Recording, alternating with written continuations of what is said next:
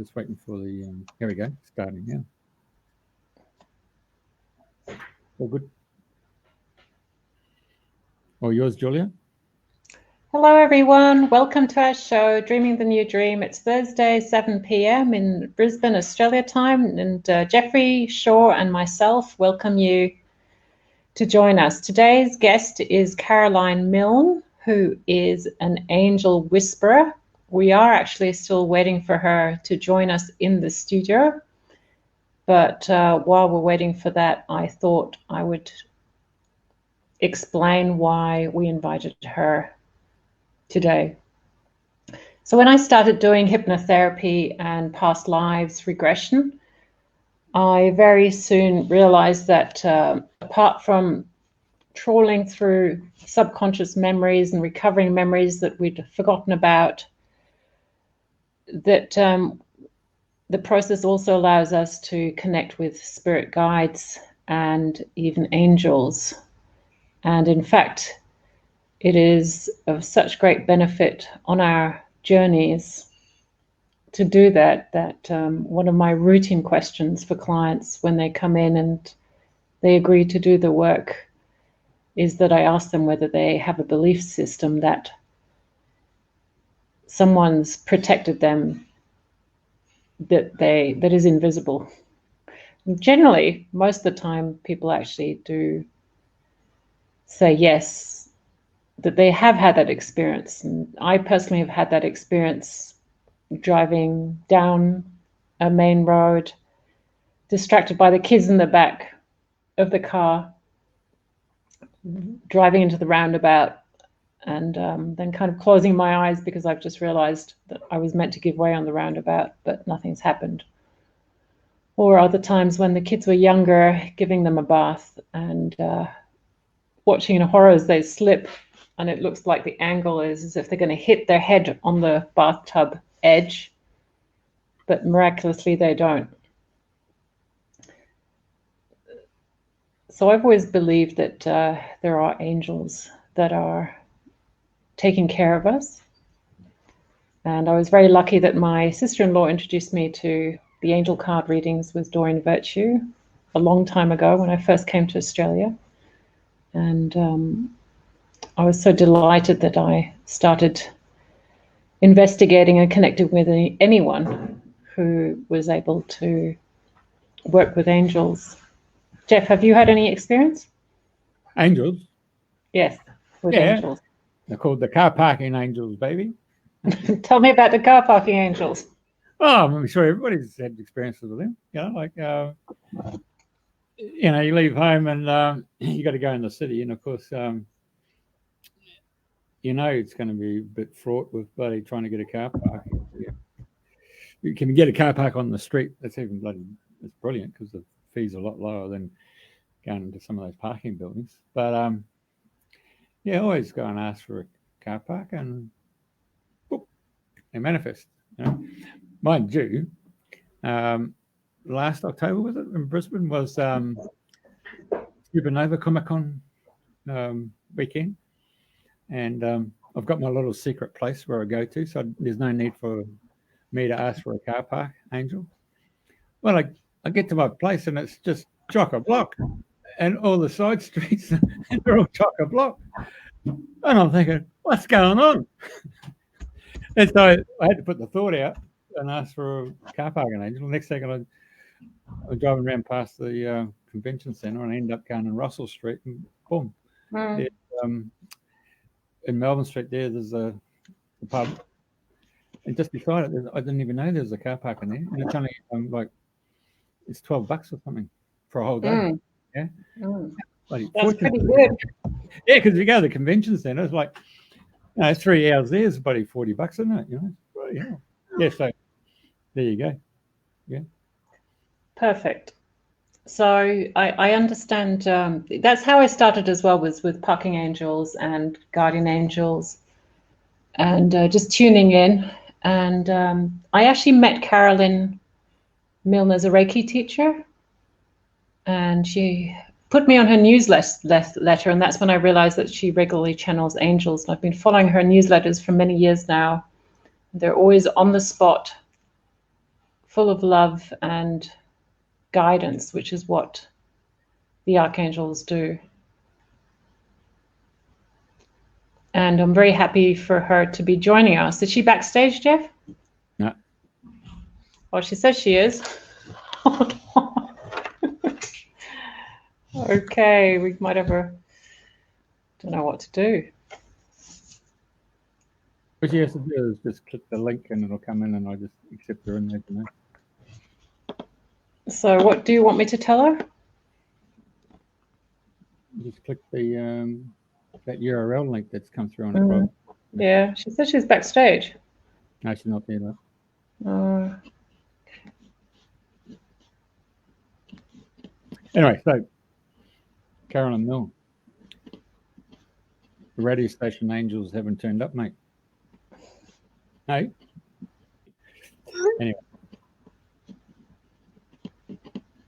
Anyway, so nice to have you on board, Helen, Reese, and Henry Zarth. Now, Henry, if any person who's asking for healing angels would be Henry. He's been in hospital for over 100 days getting triple bypasses and surgeries. Or, you know, he's a gentleman who's really put his hand up for it. And he's based in Sydney. He was, if I'm not mistaken, he used to be in New South Wales electricity department or energy department there. So he's been really interested in the power. He's gone from man-made power to etheric power. Yeah, it's Henry. He's a nice guy. Yeah. Okay, so and there's no sign of Carolyn. Yep. Okay, so anyway, so she does have a book, I understand. Yeah. Yeah, the book is called Listen the Angels Speak. And she actually went all the way to the USA as part of the Hay House Bilbo Publishing Group to launch it, and was involved in part of the in a radio show over there in LA. We're lucky to have her in Queensland, and she basically channels and does distance healing through the angels. And during the whole COVID-19 situation, she was offering distance healing through the angels, which was a wonderful service to do. I certainly find that a lot of my work is inspired by new information and new techniques that are being brought through by the archangels. And yes, and I think Caroline is trying to work it out.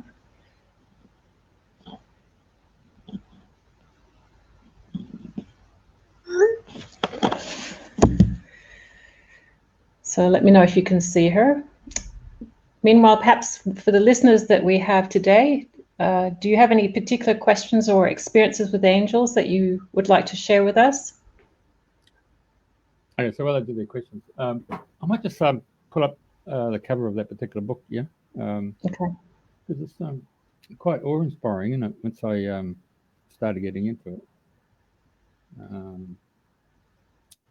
Where did you put that, Jeffrey Sean?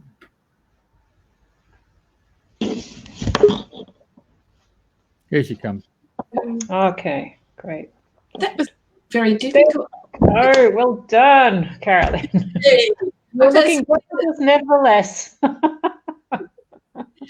We're all here and we're all good. And we have the company of angels. I hope you brought them along. No, they were listening in action. That's what happened. Yes. 10 minutes late. What happened? Okay. All right, so Carolyn, welcome to the show. We've just been, Jeff was just basically looking to put up the picture of the book that you have written called Listen the Angels Speak. And I think that was published about 2 years ago, is that right? More than that now, quite a long while ago. No, can't see it, never mind. Yes, I did publish it. And it was a lovely book. And I've sold a lot of copies. A lot of people get a lot of joy from it. It's one of those books that you can put by your bedside, and if you're having trouble sleeping, you can turn to a page and get a message from the angels that'll settle you down for the night. So, Carolyn, when did you first start speaking to the angels, or when did they start speaking to you? So that's an interesting question. I always thought it was not until 2007 or 6 or sometime around then. But more recently, I have remembered an event that happened in my childhood that was pretty scary. I was at boarding school at the time. I was only 10 years old. I was a long way from home, as you can imagine, at boarding school, and quite scared. I was actually only 9, just turning 10. And I was downstairs on a weekend when there was very few people around. And as I came back out from underneath the building into the light, I was struck by this beautiful golden white light. And it was just overpowering. It was immense. And it was so beautiful and so full of love. I remember the love. The love just tears at my heart even today to think of the amount of beautiful love coming from this beautiful, beautiful angel. I know now that it was Archangel Azrael, but she never told me her name at the time. And she gave that little 9-year-old child all the wisdom to fix all the problems of the whole world. I don't know how long I was there in this vision. It was a proper vision. Now, usually when I see the angels, my eyes are shut and I see them in my subconscious mind. This was bright daylight. I was wide awake. This is the only time that that has happened to me in my whole life. In fact, I don't know anybody else that this has happened to. It was a proper vision. So I was excited and I started telling people all about this beautiful vision and the wonderful things that this angel had said to me and how beautiful it felt and all of the glory of it. And I was just so overcome and so excited. I only told a few people, and straight away the teachers locked me in the infirmary and I wasn't allowed to talk to anybody. I was locked up for over a month, I think about 6 weeks. You're joking? A whole month for a 9-year-old. That's crazy. They had specialists come and see me. They wouldn't let me talk to my family. I wasn't, normally you can talk to your mother if you were having problems. They wouldn't let me talk to my mother. They wouldn't let me, I don't think I was even allowed to write to my mother. And it was a really dreadful, dreadful time. They caned me with this huge cane all over. They held me by my hair. Luckily, I had good, thick hair.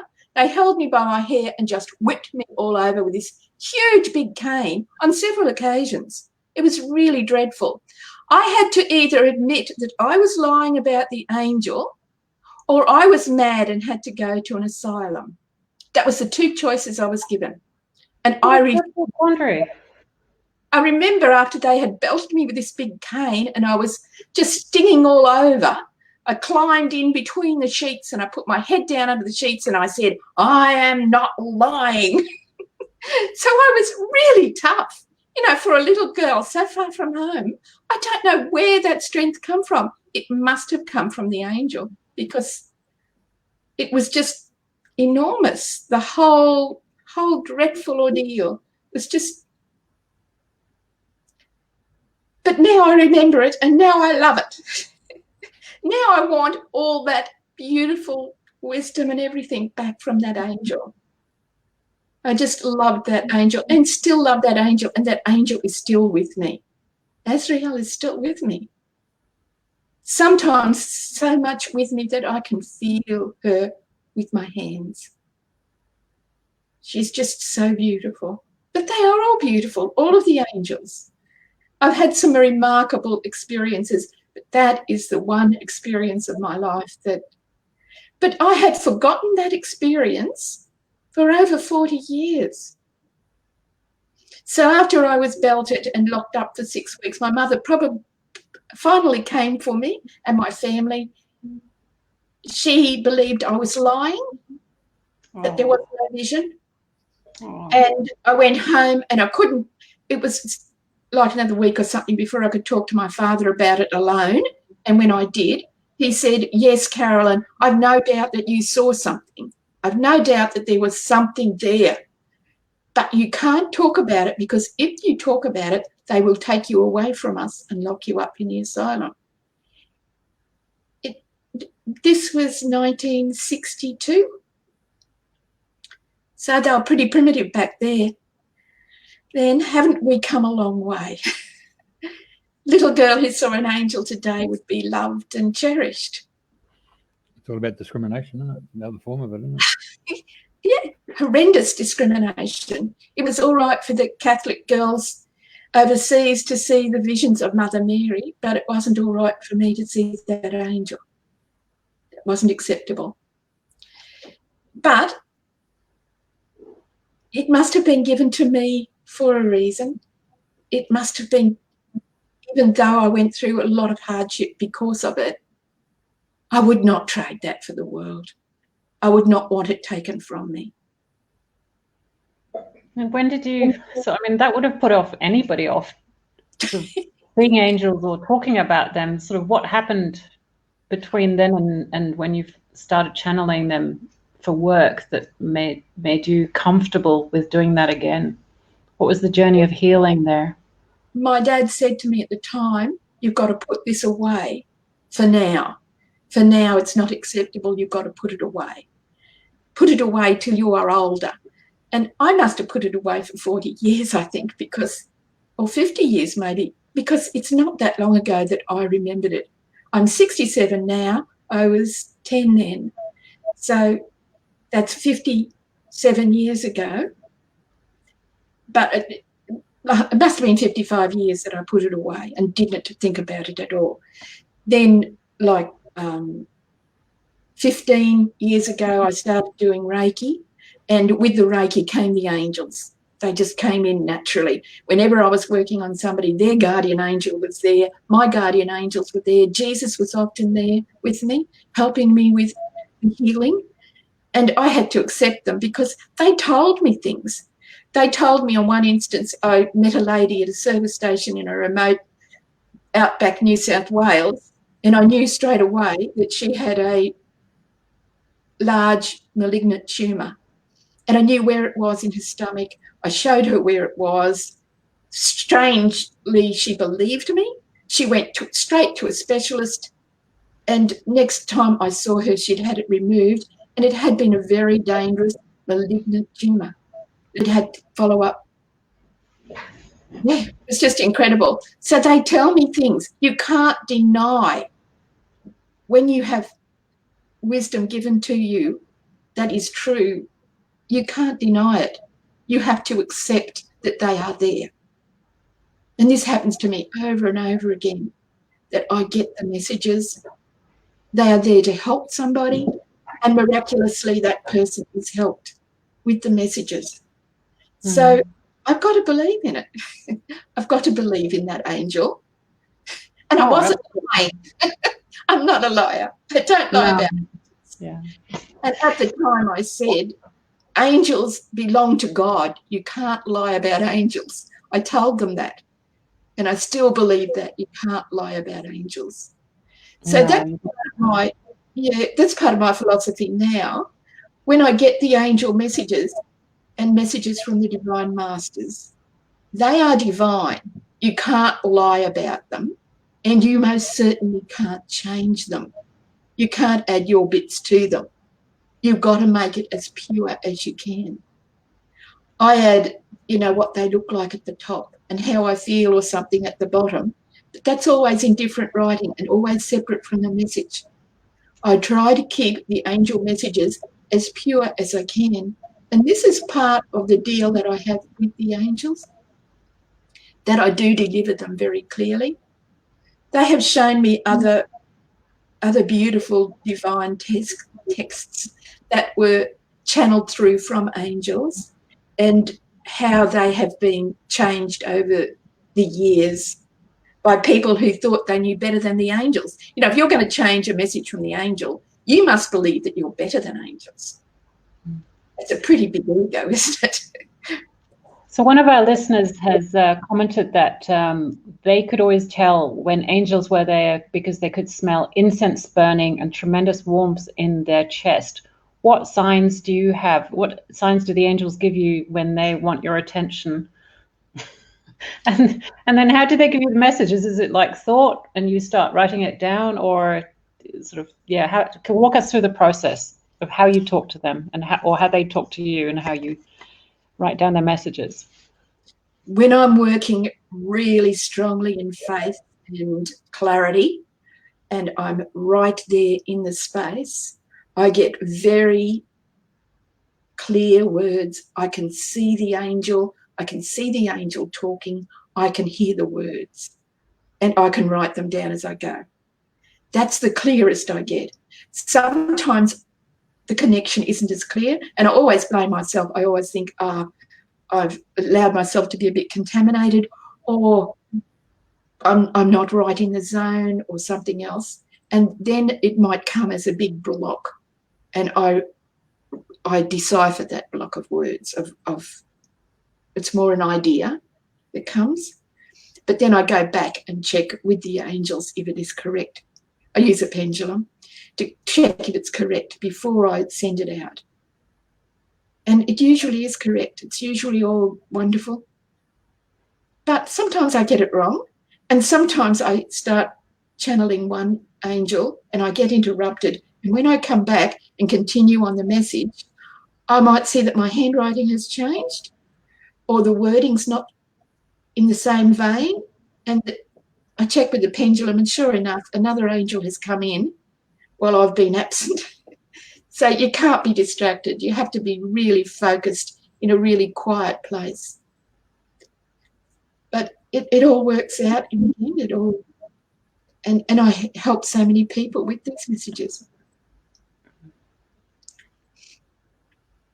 Hey, Carolyn, with the lockdown and a lot of groups are using Zoom and Zoom rooms, has anyone approached you to come and do a talk like you're doing tonight? Today, if it depends where you are on the planet, watching the show.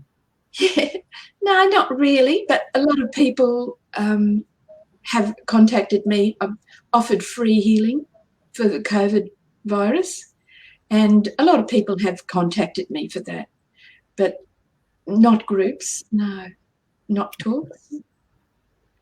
You've got a few You people. mentioned that you've got a deal with the angels. What is the deal? I transmit their message absolutely purely, absolutely pure. Whenever they come through with the message, I'm always available for them. Sometimes I have to put them off a little bit, might be out shopping or something, or have somebody with me or something, but the message, if they'll just stay there until I'm ready, and then I will transmit their message. But it must be very pure. It cannot be contaminated by other people, and it cannot be contaminated by me. And I must put it out. It must go. It must be shared. I don't just keep it for myself. So every week I send out another message. And during the COVID, some weeks I've got 2 or 3 messages, and I sent them out as they came, because you can't just hoard them up. So I try always to put them out. I try to make myself available to do that. And do you find that so that over time the urgency has increased or decreased in terms of you getting those messages out to the people who follow you? There was a lot of talk about New Age around the 2012, and during that period I got a lot of New Age messages, and that went on for several years. And now people are asking more about New Age, and occasionally I get another one now. But there seems to be themes, and the theme now is love. We've got to love one another more is the theme now. That has been a general theme all the way through since I began this. But now it is very, very much we must love more. We must give more love.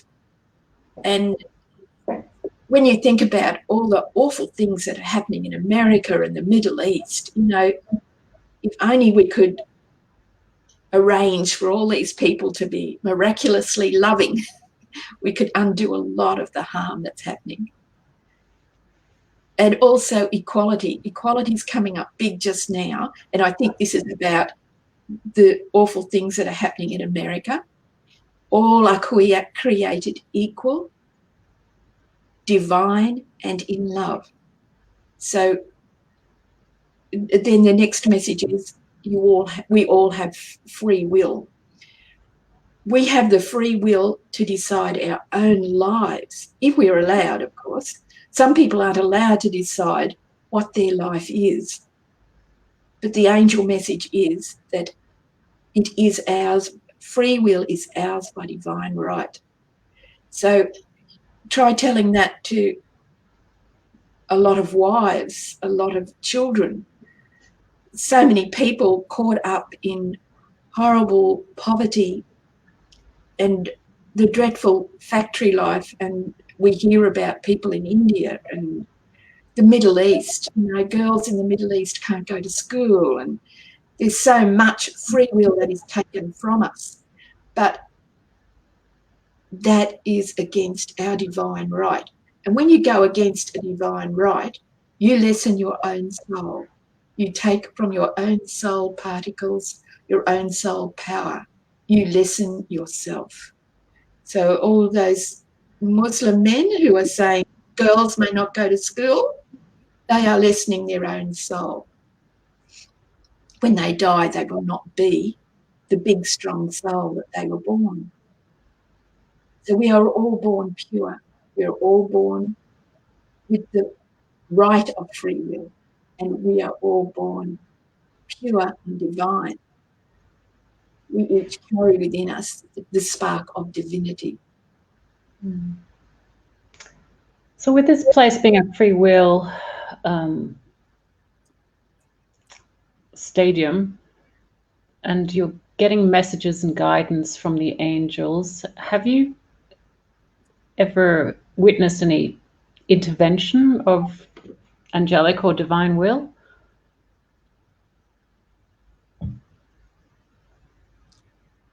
Not sure if you would call it intervention. I remember when I was first working with the angels, I had a little shop at Wynnum for 12 months, and a couple came in and they were deeply disturbed. They had all sorts of trauma in their background, and there were a lot of things that I was working with them, their own relationship, the relationship with their children, relationship with past partners, and there was a lot of stuff going on all at the same time. And I had the angels working with me. I had a candle burning, and they started talking about a son who had been traumatized by a previous partner and was so traumatized at 16 he was not speaking at all. And I was pretty badly affected by this. I thought, poor little boy. And they were going on about other issues, and I quickly wrote down this issue on a slip of paper, a little bit of notepad. I folded it and put it under the candle and said to the angels, deal with this for me. I can't do it just now. Fix this for me. And later in that day, going on to nightfall, they called, and Father was so excited. He said that the son was talking like a pommy radio announcer. So that wasn't an angel intervention. What was? That's pretty amazing. It was amazing. But there's been a lot of those sorts of little incidences over the years. So is that one apart from providing the messages from the angels, is that you also mediate between your clients and the patients and the angels, and basically ask the angels to heal them? Is that how it works? Always, always. I do Reiki. I am a Reiki master teacher, and I do a lot of Reiki and healing, but I always say prayers, and I do a special meditation where I take my client with me to a high angelic plane, and I ask for healing for them there, clearing, healing and empowerment. And they're often given attunements there to the divine so that they are connected to the divine. They are connected. Their spark of divinity within their soul is connected back to the divine. Because a lot of people, because they don't believe and they don't have faith, they do become disconnected.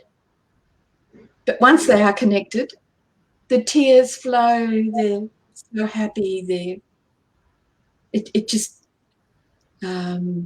changes their whole lives, really, once they're connected. I want to do a meditation at the end of this talk and try to do that, try to reconnect people. Well, that'd be perfect. Okay, so before that happens, let's can I ask you just to move on to the talking about the rainbow healing energy, and I know that a lot of our listeners are actually interested in the rainbow energy, the rainbow healing body. I think the system that you, apart from Reiki, you are teaching a system called Ki Lao To. Can you tell us a bit more about that, please? Ki Lao is a great entity, a huge big eon, and she particularly wanted me to have this beautiful energy. Lord Maitreya, the healing Buddha, is the go-between between Ki Lao and myself, and he has helped me to establish this beautiful healing system. And it's not just one ray. Reiki is so beautiful and contains so much. But the Ki Lao is not just about healing. It's about being psychic, about being connected to the divine, about being intuitive to other people's needs. And also, it brings in a beautiful energy that organises your life so that your life just flows. It's really lovely the way it all works. But it's not just one thing, it's everything. It's quite remarkable. When you get onto this wavelength of Ki Lao, rainbow energy, you see rainbows everywhere and butterflies everywhere, and the light is more golden. It is just beautiful. It's a beautiful way to live. So is it like a higher dimension? I mean, how did you stumble across this?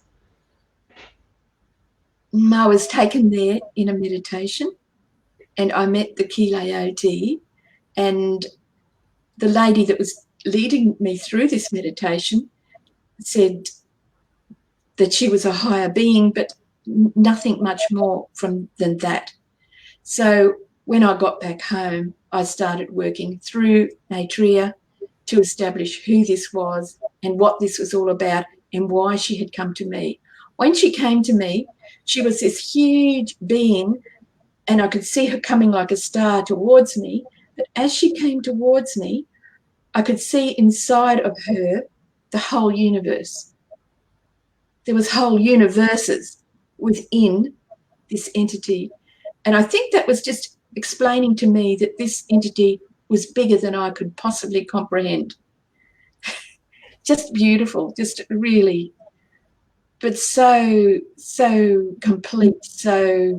And as I've gone further and further along, I've realised that there's nothing you can't do once you have this Ki Lao. If it's for your highest good, then you can go ahead and do it. It's quite remarkable. Really lovely.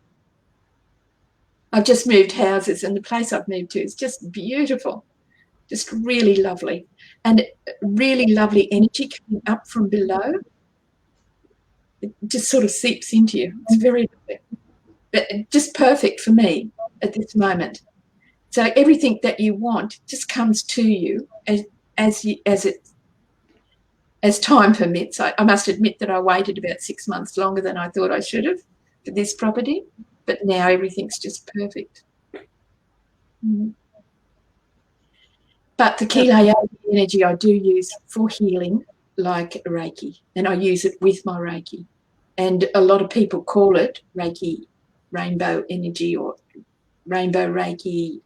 I believe it's the same thing. Okay.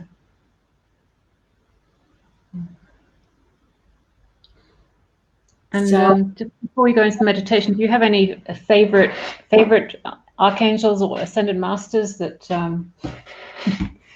that are your best friends? how could you not be best friends with all the archangels and all the angels and all the ascended masters? Gabrielle comes to me and looks after me a lot because I'm a person of great emotions, and Archangel Gabrielle is the angel of emotions, and she keeps me on the straight and narrow and helps me to stay calm. And I have benefited greatly from her tuition over the years, but also I've passed on beautiful messages. Amazing Grace is one of them.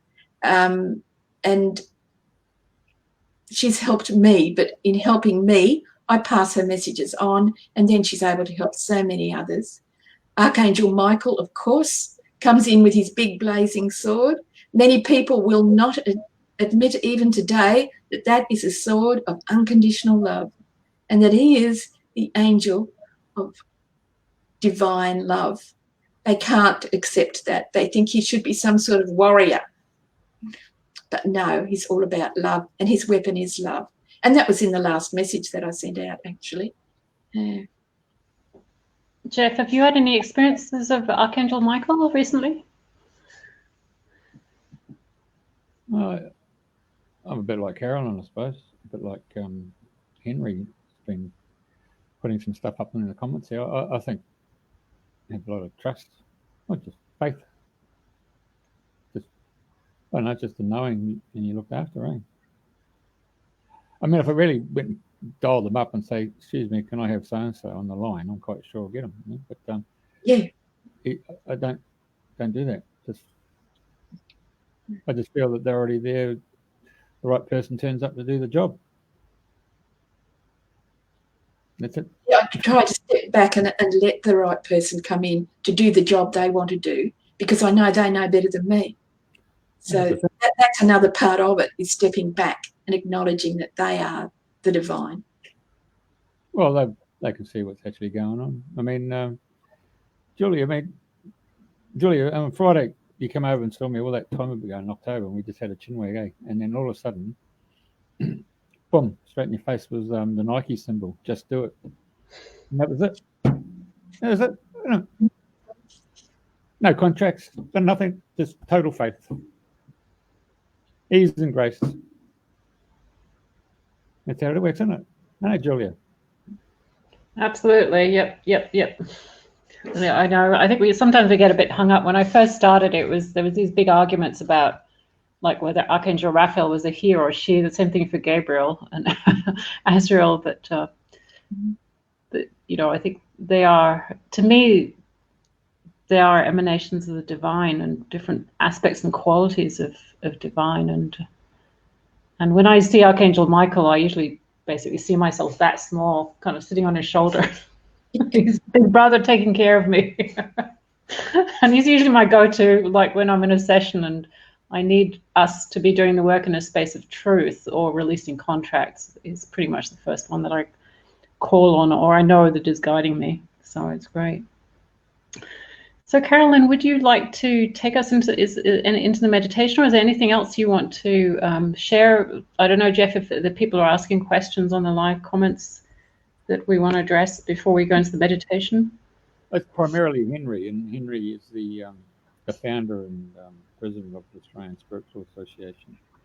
All right. So they offer a membership there that provides public liability or professional liability as well. So, Henry's been listening there, and he's mentioned that he survived the Catholic boarding school upbringing as well, and he's forever asking questions to them when he was a young boy, and the same answer was given: you must have faith.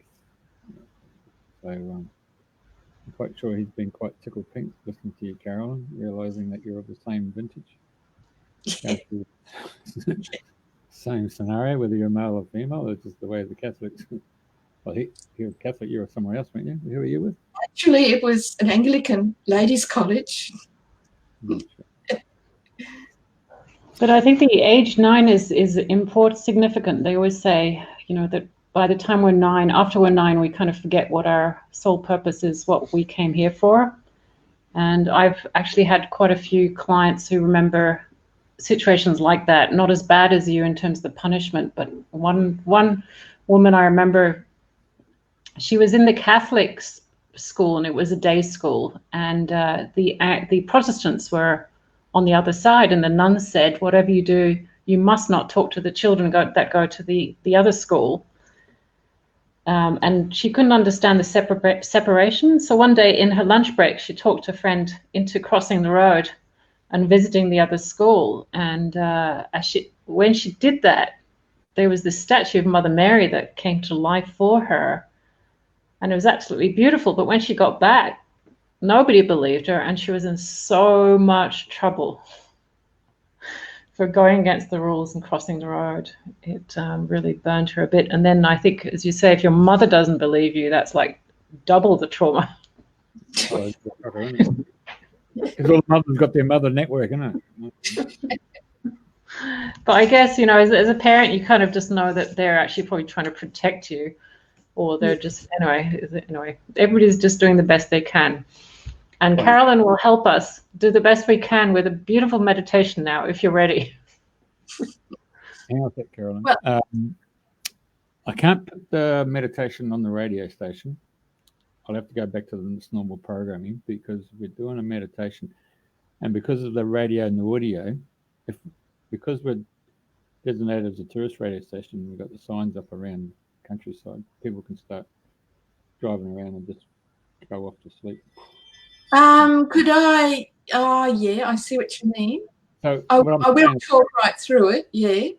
Okay, so what I'm saying is that we go simulcast both through the audio on the radio station live. Yeah. But we're also doing this through the video stream. So the video stream can work. I'll just switch the radio programming back to its normal program, and then when we've finished the meditation, we can come back and bring the radio back online. Okay? Okay, then. You're okay with that? Flip a switch. Flick a switch. All right. But thank you to the radio listeners who've been listening to us. And Carolyn Milne is beautiful. She's based on the Sunshine Coast, and she does a newsletter. So if you visit her website, which is called Listen the Angels Speak, or Angelic Connections, you can connect with her and find out more about the messages from the angels, or learn about healing from her directly. Thank you for joining us, radio showers and Facebook Live listeners and viewers. Ask us any questions you like, and hopefully we have time to talk to you after Carolyn Milne leads us through a meditation. Okay. I want you all to sit comfortably, get the wriggles out of you, close your eyes, take a few slow, deep breaths right down into your tummy, and follow that breath right down, very deep, very slow. Just a couple more deep, slow breaths. Now, with your eyes closed, I want you to visualize with me. The beautiful golden white light is opening up just behind you.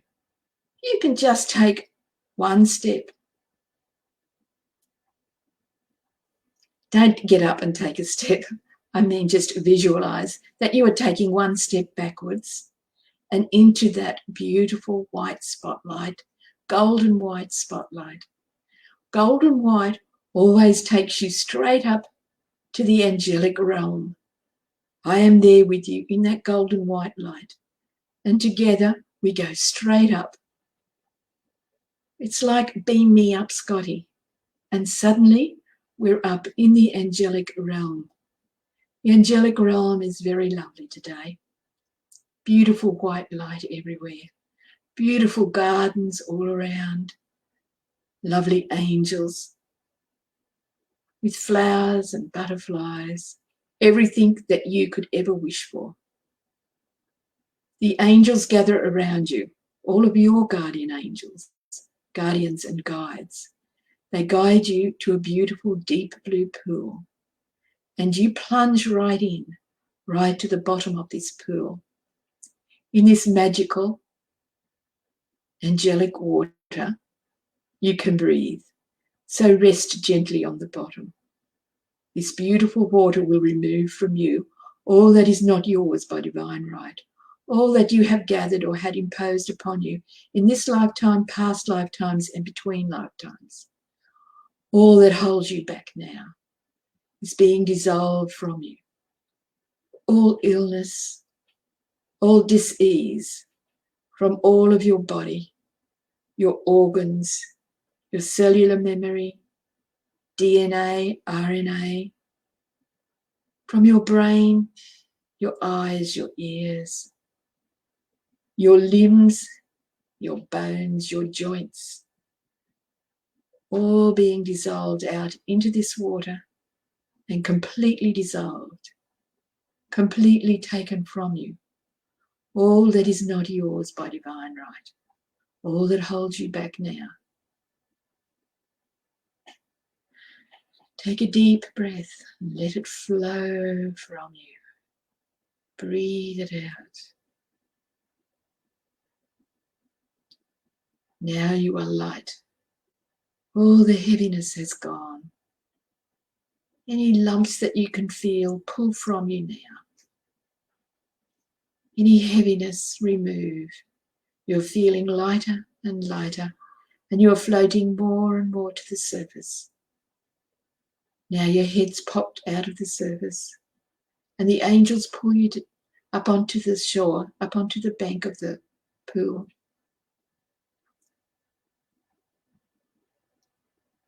Now that all that is not yours by divine right has been removed, all that is yours by divine right can be brought into you.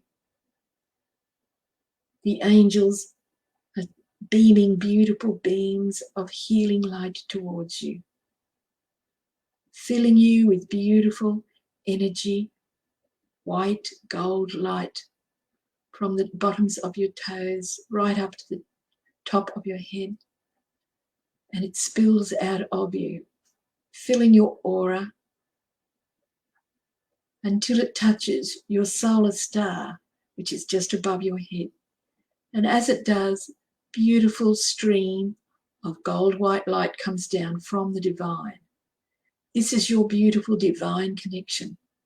It comes down through your solar star, through your crown, through your third eye, through your throat, down through your heart chakra, to nestle in your soul center just below your heart. And there is your beautiful guardian angel to seal that beautiful divine connection in your soul center. It goes on from your soul center, down through your base chakra, through your feet chakra, down through the earth, to the divine Mother Gaia in the center of the earth. She ties it off and sends it back to you with this message. I seal this energy stream with me and send it back to you so that you may know the abundance, the joy, and the love that is available to you on this plane. Comes back to your soul center where it is sealed again. Now look and see what other beautiful energy streams are coming in now to you. Energy streams, divine connections. Now we're going to ask Lord Maitreya if you are ready yet for the Kilauea, the rainbow energy attunement. And if you are ready, he will tie a beautiful rainbow energy attunement to your soul. And it will also run down to Gaia and back to your soul. See this beautiful attunement and any other beautiful attunements being tied here in your soul, sealed by Lord Maitreya, the beautiful healing Buddha.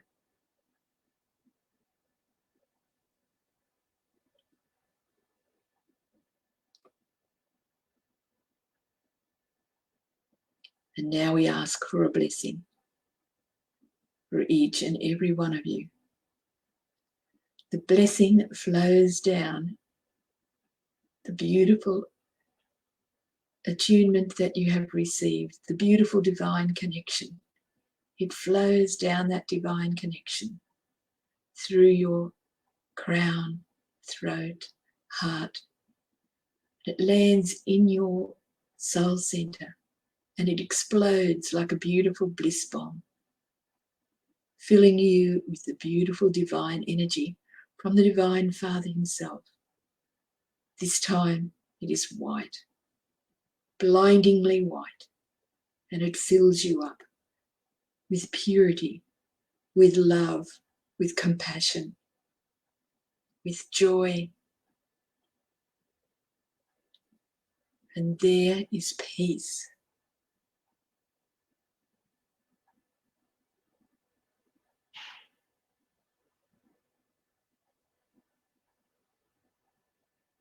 The sort of peace that Jesus described as passing all understanding. Soak this beautiful energy up. Feel it soaking out into your aura and wrapping around you like a big cuddle.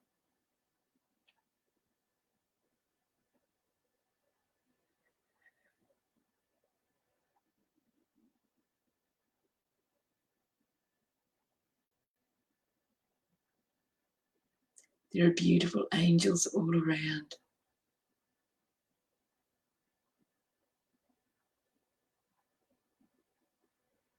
They are sending you love and messages and hope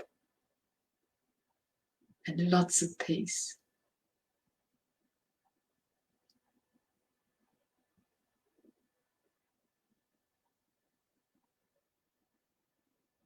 And they are saying, love, love is all there is.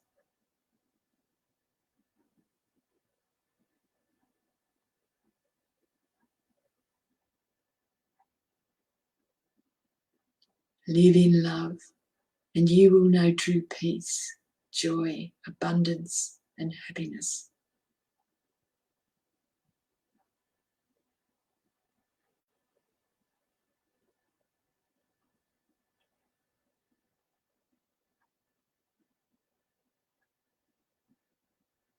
There is no righteousness without peace.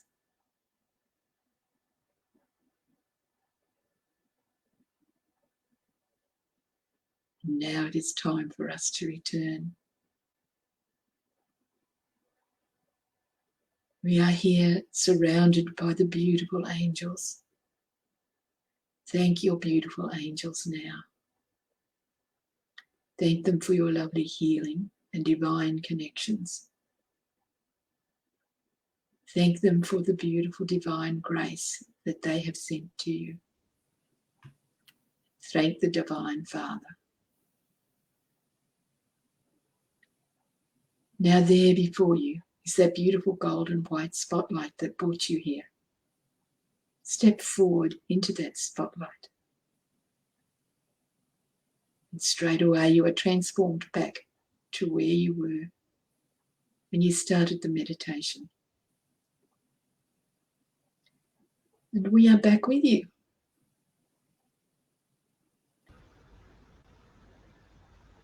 Wow, I'm still floating. I literally floated back in. When I went in, I was actually a whale at the bottom of the pond. Wow. It's a bit hard to move from one place to another in that, isn't it? You sort of get sucked into one bit. Oh. Wow. You're listening to Radio FM 88 Australia. We've just come back on the air, on the radio itself. And our guests in the virtual studio is Carolyn Milne and Julia Choi. It's our Thursday night show. And for those who've been on the video stream,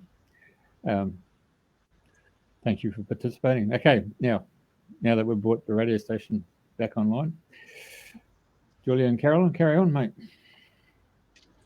That was gorgeous. Thank you, Carolyn. It was a beautiful meditation. I did remember, just as we're going in, that there was one question that I really, really, really, really wanted to ask you, because I know that you're probably my best chance of getting a credible and unbiased answer. And it basically comes from a session that one of my clients had many years ago, and it was about remembering being a fallen angel. Oh. It was seriously like they'd landed and it was like, oh, we can't go back. Oh, we're in trouble. Are we really in trouble? Kind of situation. And then just getting used to it, and then sort of just over different lifetimes, just taking on a kind of guardianship role for. And I remember at that time, and this was many years ago, this is probably back in 2008 that happened, and I've watched different media and news and tried and read about it, but I've never found a credible source. So I guess the question is, what are your thoughts on fallen angels? Is that story true? Does it exist? Yes. Why did they fall? Definitely, yeah. And as another part of my work that I do is behind the scenes, I'm asked to sometimes help fallen angels, to say the words, to take them out, or to bring the angels down, to take them out back home, to rescue them. Angels, fairies, elementals, guardians of places, guardians of things, guardians of events, guardians, guides, dragons. I have worked with a lot of dragons. A lot of Asian people have dragons. It's part of their culture. Their grandparents ask for dragons for them, and it's part of a lot of different cultures. And these dragons become very real. There's also Celtic dragons. There's good dragons. There's naughty dragons. But fallen angels are always very sad to me. It's always a really heart-wrenching thing. And I always call for all the angelic help and dive in to ask that they be taken back to where they belong, back to their plane. And they're always rescued, they're always helped. But it is a tragedy, yeah, when an angel falls, it is a tragedy. But it's not so much fallen because they've done something wrong. I think often it's fallen because they were down here helping us, but then were tricked into doing something wrong or trapped in some way by evil. There was evil. There isn't any evil anymore. It is all gone. And that's something that happened the beginning of this year. But there's no more evil. People always have the choice, because they have free will, they can choose to be evil at any time. Lost and earthbound evil, or evil fallen angels, anything like that. I've only ever come across one evil fallen angel in all of the work that I've done. So it doesn't happen very often, and it's always heartbreaking to me. Did that answer your question, or have I just confused everyone now? I've got more questions now. So I guess definition. So how do you know that you're dealing with a fallen angel? Or what is your definition of a fallen angel? The angels tell me what it is. Okay. So I'm told what it is. Either angel or betrayer or one of the other masters or Jesus. Somebody tells me, this is fallen angels, you must help the fallen angels. Or this is elementals that have been trapped by some evil shaman. That has happened. A lot of trapped angels and elementals that have been trapped by evil practitioners. Yeah, so there are such things. It's a bit hard to believe. I can never understand it myself. But yeah, I understand that with the elementals, and I think with the jinn, and even in Harry Potter, you've got sort of allusions to that. I've dealt with that. So with the fallen angels, they were actually angels who were, as you said, either here, but there wasn't a big battle, and then some of them got stuck here and have been banished from returning No. I don't get that whole thing about there being vanished angels and things. I don't understand that. I've never seen it. Doesn't mean it didn't happen. It just means that I have not been shown that scenario. All the angels that have been fallen that I have seen have come down to help and then been either trapped by evil or corrupted by evil and then could not return. So... Okay, and then Carolyn, you said something really interesting. You said as of this year, there is no more evil apart from what we humans create. Can you elaborate on that, please? Well, apparently it was the right time for all the behind-the-scenes evil to be taken out. All demons, devils, anything like that, anything that could be used to harm others has been taken away. And apparently we just reached a point in our evolution when it was time for that to be all taken away. And it was. It's pretty good. I haven't come across very much at all. And when I do, I tell the angels about it and they deal with it. So it's really good that we don't have to worry about so many people's lives, and mental health, I believe, was destroyed by demons and devils and evil witchcraft and, you know, that dark magic, that awful dark magic. But all that's gone. They can't use it. There's nothing there for them. So it's really lovely. A lot of people will hate me for that, but I don't care. I think it's great news. I mean, that's sort of, this is the best age to be in. This is going to be fabulous. So all that's left is for us is basically the mess that we created, and we've got to tidy up now. We've got to tidy up our mess, and we've got to stop hating people. Hate is such a destructive thing. And you can see the destruction it causes in America. It's just awful. And in the Middle East, it's just so unnecessary, such unnecessary destruction. And they're not just destroying the people they feel they hate, but they're destroying their own community, their own ability to create and be abundant. They're just destroying everything. It's just silliness. Yep. So, yeah, the greatest evil on earth now is hate. And we can control that. We do have free will. We can stop that. Yeah, I guess that's probably the lesson for us at this time, is to, in the face of hate, I mean, most of us recognize when we're fostering it and step away from that. But it can be scary when you're faced with entrenched mob type hate. And I think a lot of us have had past lives where we've been at the wrong end of that, and we tend to just run and hide from it. But I guess, you know, like the Ascended Masters, it's kind of our challenge to now stand firm in the face of it and not be fazed by it, and to look beyond it, to see beyond it. Because that's that's the only way, really, isn't it? To not I be met swayed. a lovely lady in Adelaide, and all of her children had died or been killed. She'd lost 3 sons and one was in a bad way. And she came and said, why? Why me? And I saw her very clearly in the last lifetime that she had lived, in the last World War, shooting another woman's sons. And that was her. She was working through her karma. Now, this wasn't something that was done to her. This wasn't a punishment. This was her soul wanting to work through her karma and to make it better. And so her soul would be whole again. Now, you've got to ask, what about the poor sons that were killed? Now, that is something that was karma they had chosen to take on for that lifetime. So they had chosen to be the victims in this lifetime, so that this soul could work through all her karma in one lifetime.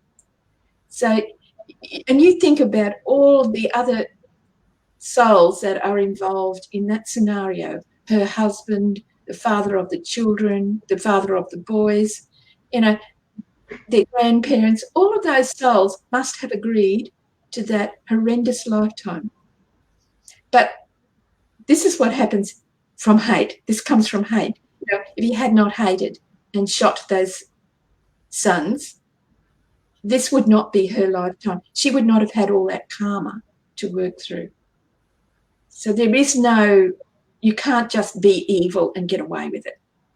You might not go to jail, but there's always, you always have to go back to the divine and say, here I am, this is what I've done. Look at my soul. And they can see everything you've done. Of course, and you can see it. Worst of all, you can see it because you judge yourself. You are your greatest judge. You are the person. Your soul is what says, no, I have done a wrong thing. This has been a bad lifetime for me. I have got to make up for these dreadful things that I have done. I've got to live a life now of selflessly giving, or of losing all my children, or of not having a wife this lifetime or something. So there's always payback, or not payback in the punishment sense, but you must pay back the debt that you have incurred upon your soul.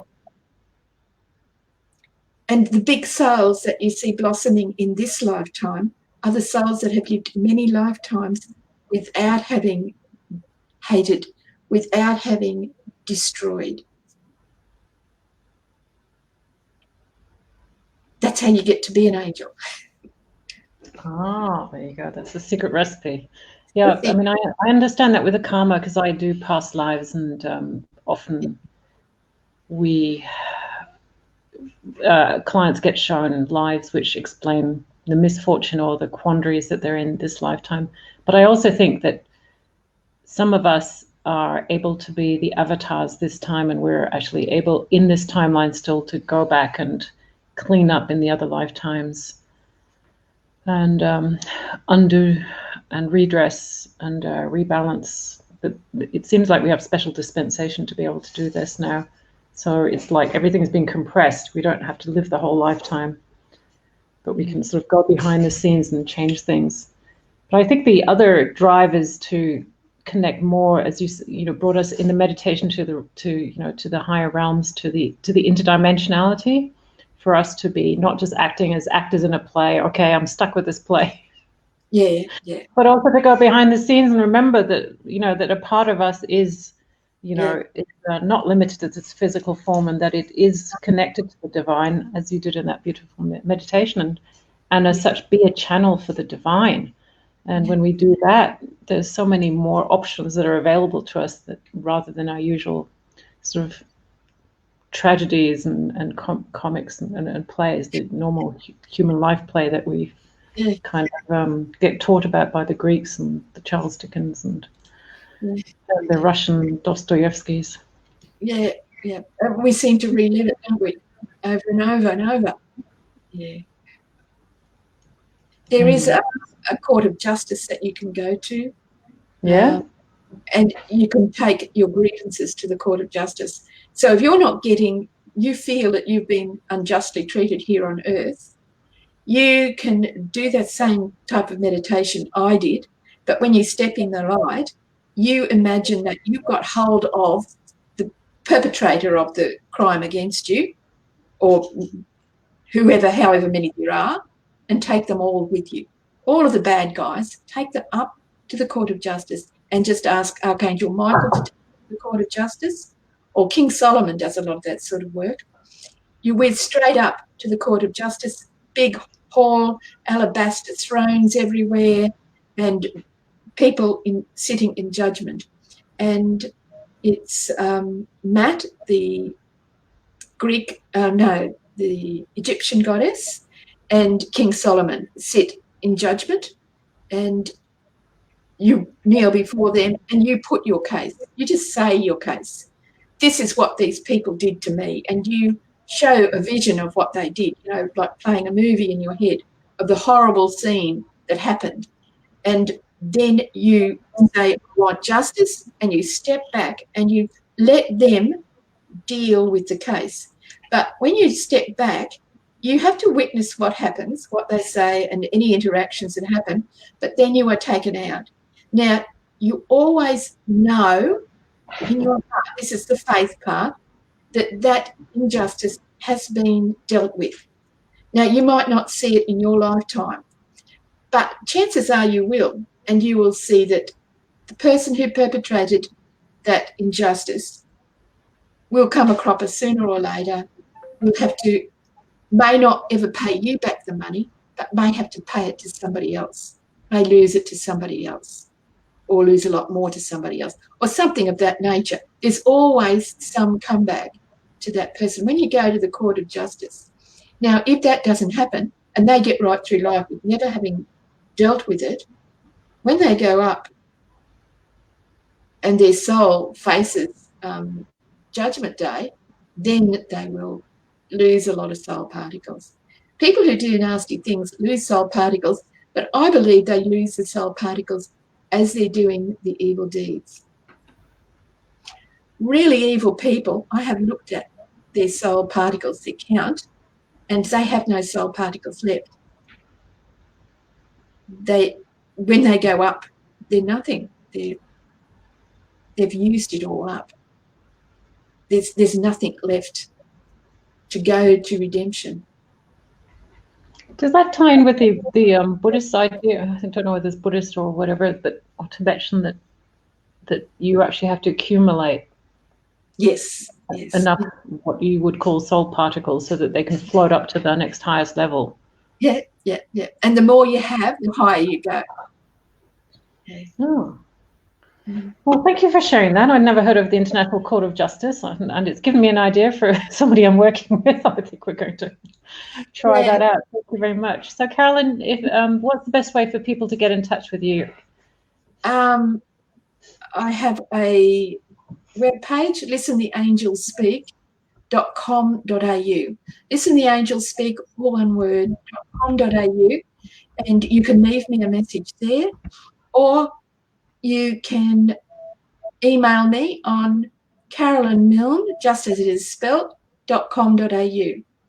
No gap between Carolyn Milne, just all one word. Gmail.com, sorry. CarolynMilne@gmail.com. That's in my webpage anyway, so if you just go to the webpage, you'll find it. Yeah, we've got your addresses. Jeff's done the captions for us, so It's beautiful. and the book as well. Sorry, that's beautiful. Well, thank you very much, Carolyn and the angels, for joining us, and Lord Maitreya and everybody else. It's been a blessing. It really has, not just to us who are listening now, but also to the ones who will be watching this in the future. And thank you from my heart and my soul and my mind to each of you. Julia, and thank you, Jeff. You've done a wonderful job, and I really do appreciate this opportunity to bring more messages to more people. Thank you very much. Welcome. Thank you very much. All right. Good night, everyone. Well, good morning. Or good morning. Okay, as well. Okay, there's a comment there just coming in. Hang on. Elizabeth, thank you for the meditation. Okay, very good. Thank you. See you next Thursday. Okay, bye. Good night.